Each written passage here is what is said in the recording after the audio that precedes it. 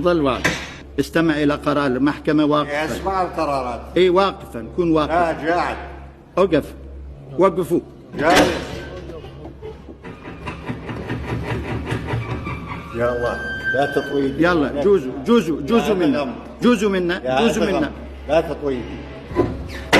حكي وياك. Saddam Hussein's reaction to his death sentence is a pivotal moment in Iraq's history, marking the final chapter in the life of the country's former dictator.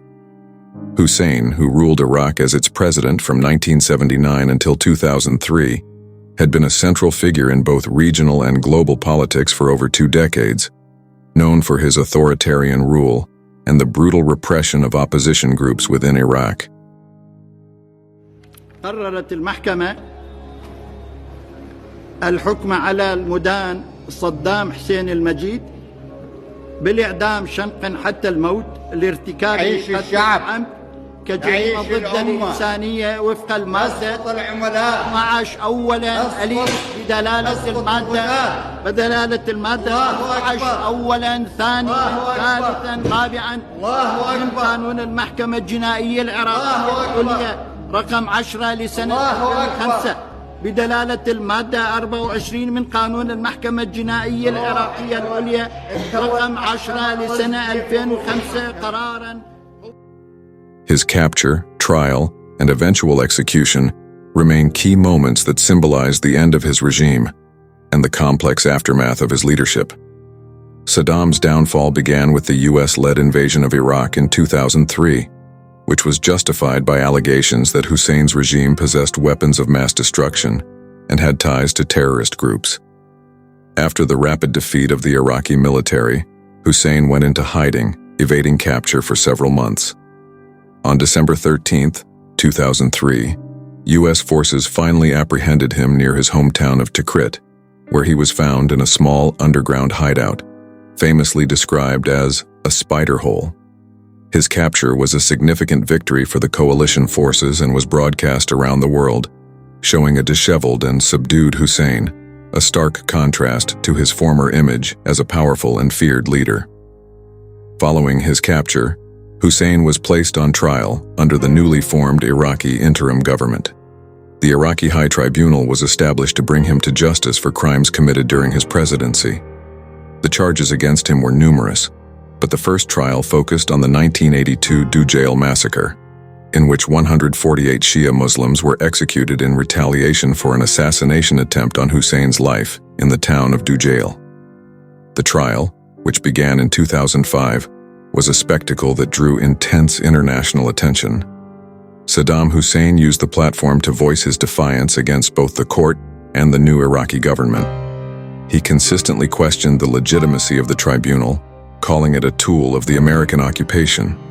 His courtroom demeanor was often erratic. At times, he was confrontational, launching tirades against the judges and prosecutors, while at other moments, he was calm and composed, attempting to present himself as the legitimate leader of Iraq.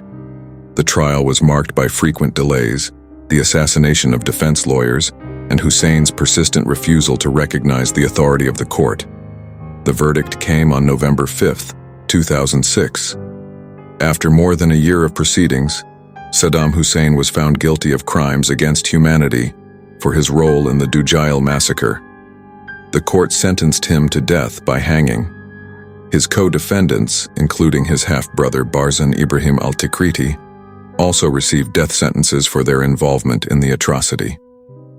Hussein's reaction to the sentence was defiant. As the judge read out the decision, Hussein shouted, "Allahu Akbar, God is great," and denounced the court as illegitimate. He declared, "Long live the people, long live the Arab nation, and down with the spies." His defiance in the face of death was consistent with the image he had cultivated during his presidency, a leader who saw himself as a defender of the Arab world and Iraq, even in the face of overwhelming opposition. To the end, Hussein refused to express any remorse or acknowledgement of the crimes for which he was convicted. The sentence was carried out on December 30, 2006.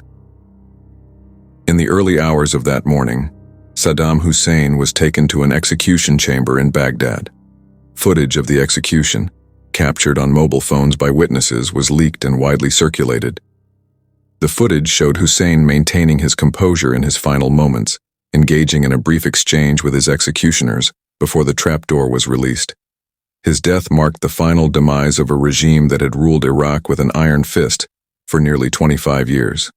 Hussein's execution was met with mixed reactions across Iraq and the world. For many Iraqis, particularly those from the Shia and Kurdish communities who had suffered under his rule, it was a moment of justice and a long-awaited end to a dark chapter in their history. However, for others, particularly in the Sunni Arab community, his death was a cause for anger and mourning, as he was still seen by some as a strong leader who had protected Iraq's sovereignty and stood up to foreign powers. Internationally, his execution was viewed through various lenses. While many Western leaders welcomed his removal from power and the trial's outcome, there were also concerns about the manner in which the execution was conducted, particularly the public leaking of the footage and the sectarian tensions it seemed to inflame in Iraq. Saddam Hussein's trial and execution were part of a broader attempt to bring closure to the atrocities committed during his rule.